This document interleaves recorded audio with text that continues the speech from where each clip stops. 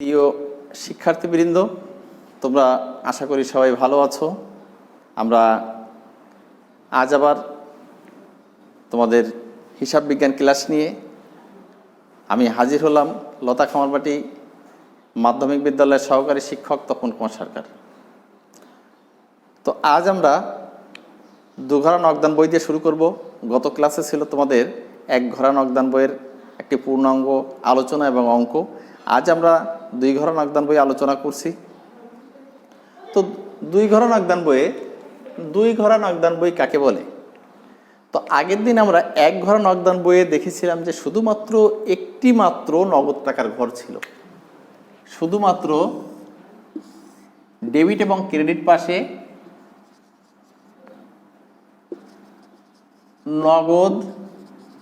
নগদ টাকার ঘর ছিল, ডেবিট পাশে এবং ক্রেডিট পাশে।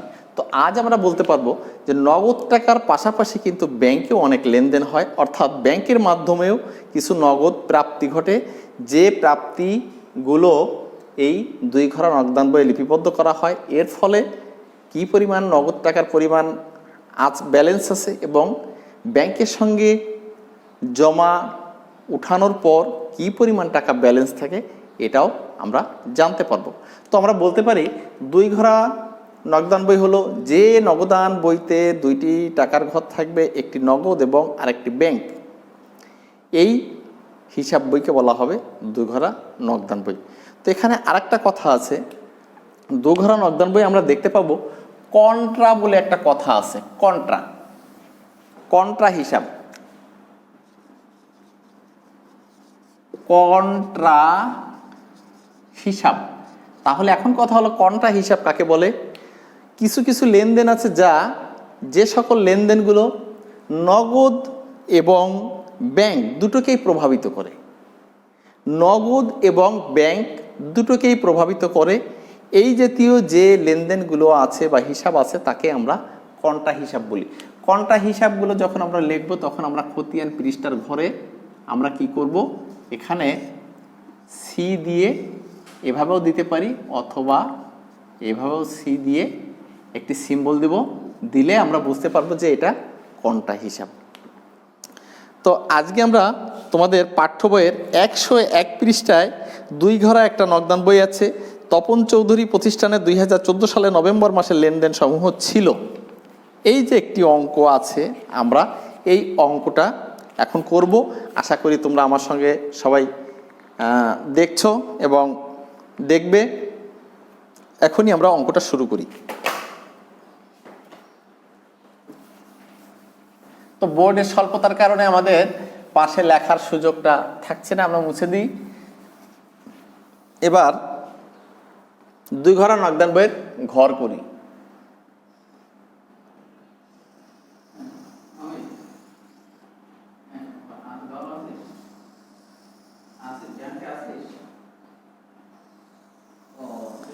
সমান দুই ভাগে ভাগ করলাম, নগদ, ব্যাংক, খতিয়ান পৃষ্ঠা, ভাউচার নং, আর এই দিলাম তারিখ। যেহেতু বোর্ডটা আমাদের ছোট সেই হেতু ঘরগুলো একটু ছোট ছোট থাকবে। এরপরে ব্যাংক, নগদ, খতিয়ান পৃষ্ঠা, রসিদ নং আর তারিখ। দুইটা পাশ আছে, এটা হলো ডেবিট পক্ষ, এ পাশে হলো ক্রেডিট পক্ষ। দুই ঘরা নগদান বই। আমরা ঘরের ভিতর লিখব তারিখ, বিবরণ, এরপর লিখব রসিদ নং, খতিয়ান পৃষ্ঠা, এরপরে নগদ, ব্যাংক, আবার তারিখ, বিবরণ, এরপরে লিখব ভাউচার নং, এরপর খতিয়ান পৃষ্ঠা,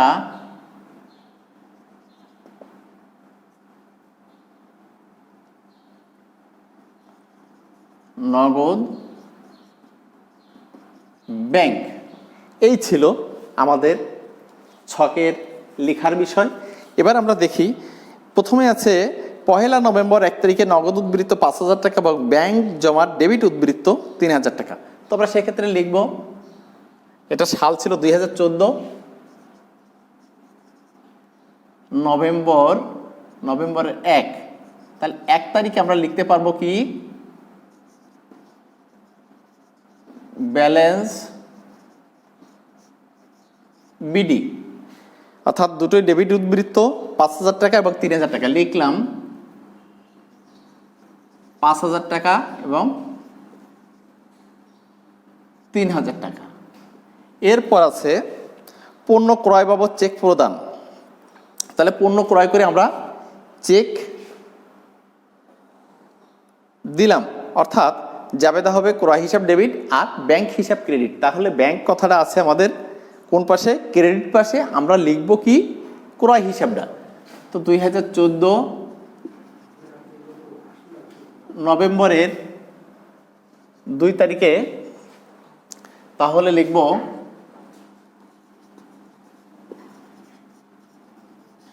ক্রয় হিসাব, টাকাটা বসবে ব্যাংকের ঘরে 2,000 টাকা। এরপরে আছে 4 তারিখে দেনাদার হতে চেক প্রাপ্তি। তাহলে চেক পাচ্ছি, চেক পেলে জাবেদা হবে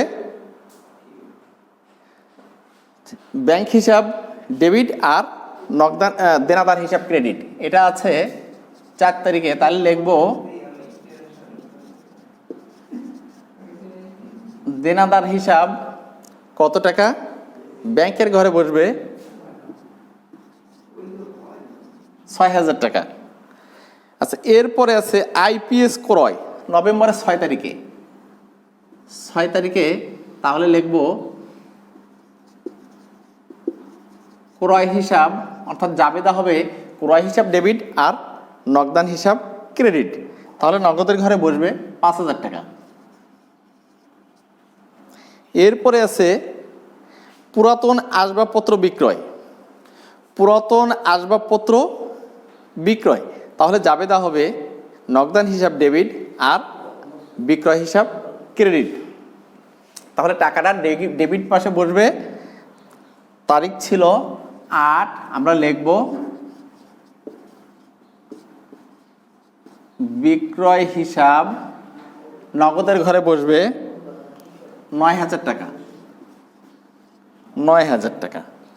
আচ্ছা, এরপর আছে রাজীবের নিকট হতে বিক্রয় বাবদ চেক প্রাপ্তি 7,000 টাকা, যা সঙ্গে সঙ্গে ব্যাংকে জমা। রাজীবের নিকট হতে বিক্রয় বাবদ চেক প্রাপ্তি, যা সঙ্গে সঙ্গে ব্যাংকে জমা দেওয়া হলো। তাহলে কত টাকা ছিল, 7,000 টাকা। তাহলে আমরা এই লেনদেনটি আমরা কি করব, রাজীবের সঙ্গে কিন্তু সরাসরি ব্যাংকের লেনদেন হচ্ছে, সেক্ষেত্রে আমরা কি লিখব,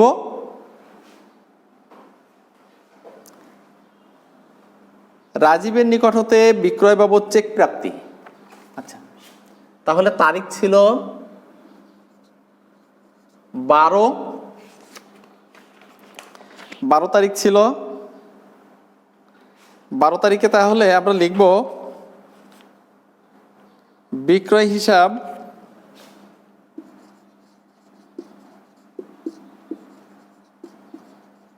টাকাটা বসবে ব্যাংকের ঘরে, দুঃখিত এটা ডেবিট পাশে বসবে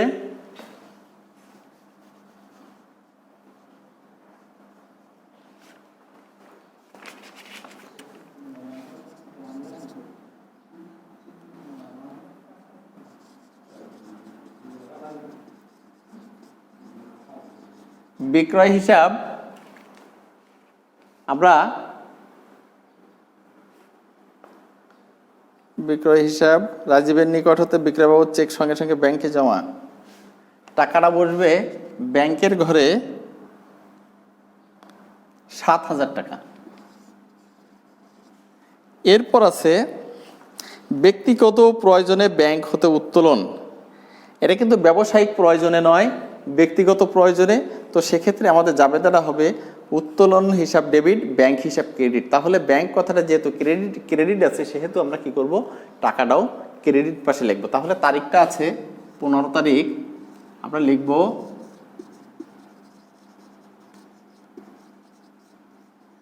উত্তোলন হিসাব, টাকা আছে 2000 টাকা। আচ্ছা, এরপর আছে ব্যাংক হতে উত্তোলন।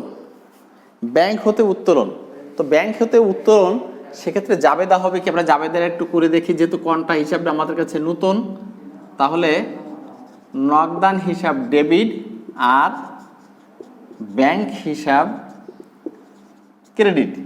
তাহলে আমরা কি করব, নগদ কথাটা, নগদ টাকাটা ডেবিট পাশে আসবে, কিন্তু লিখব কি, ব্যাংক কথাটা লিখব। তারিখটা আছে 20 তারিখ, তাহলে ডেবিট পাশে আমরা লিখব কি, ব্যাংক হিসাব, টাকাটা আছে 5000 টাকা, লিখলাম 5000, এই সি দিয়ে কন্ট্রাস্ট চিহ্ন দিলাম। এরপর ক্রেডিট পাশে আবার লিখব 20 তারিখ, ব্যাংক হিসাব,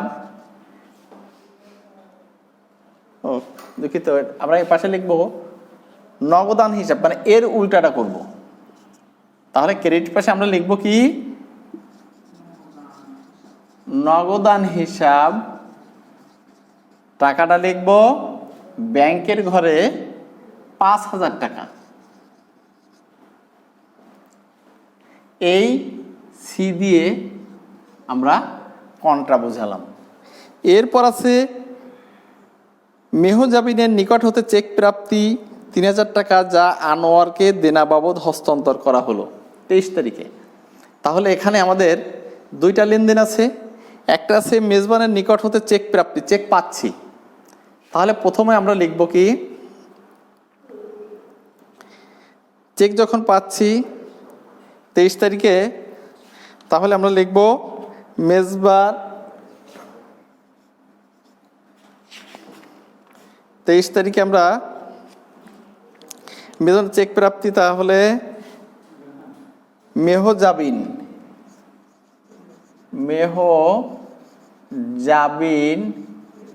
হিসাব কত টাকা, টাকাটা ছিল 3000 টাকা। আচ্ছা, আর একটা কি ছিল, ক্রেডিট পাশে আমরা সেই টাকাটা আবার দেনা বাবদ কাকে দিলাম, আনোয়ারকে দিলাম। তাহলে একই তারিখে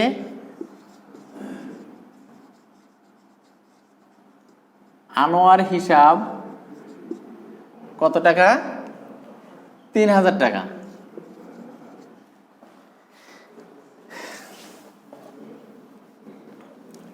এরপর আছে আমাদের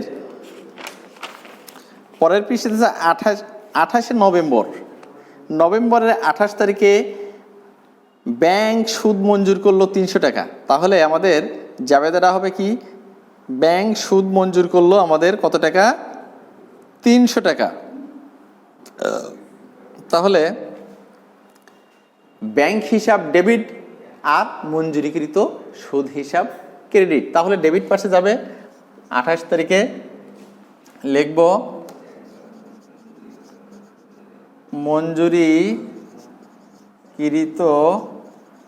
সুদ কত টাকা, 300 টাকা, টাকাটা যাবে ব্যাংকের ঘরে, তাই তো। এরপর আছে 30 তারিখে আবার আছে ব্যাংক চার্জ ধার্য করলো, অর্থাৎ ব্যাংক চার্জ হিসাব ডেবিট, ব্যাংক হিসাব ক্রেডিট, জাবেদাটা তাই হবে।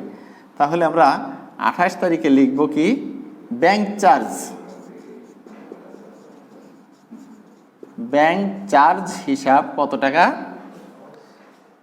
200 টাকা, এ টাকাটাও যাবে ব্যাংকের ঘরে। তাহলে এবার আমরা ব্যালেন্সটা বের করব। আমরা ডেবিট পাশটা যোগ করে দেখি, সম্ভবত ডেবিট পাশটাই বড় হবে। তাহলে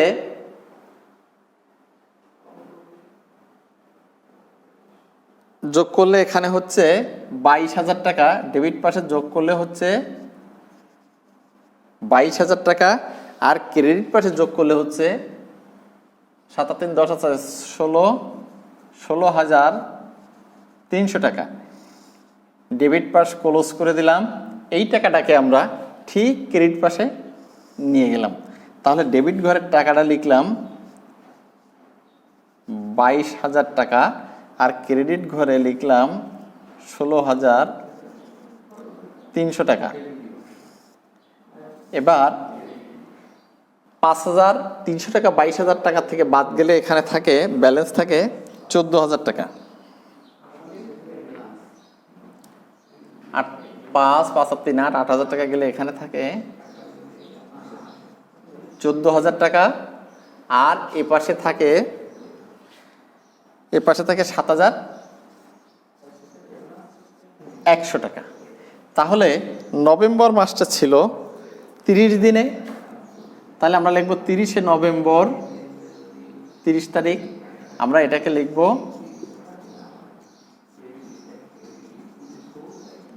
ব্যালেন্স সিডি। কত টাকা? 14,000 টাকা আর 7,100 টাকা। এই ব্যালেন্সটাকে আমরা কি করব? আমরা লিখে দেব ব্যালেন্স বিডি, অর্থাৎ পরের মাসের 1 তারিখে। তাহলে নভেম্বর গেল, নভেম্বর ডিসেম্বরের 1 তারিখে আমরা লিখব কি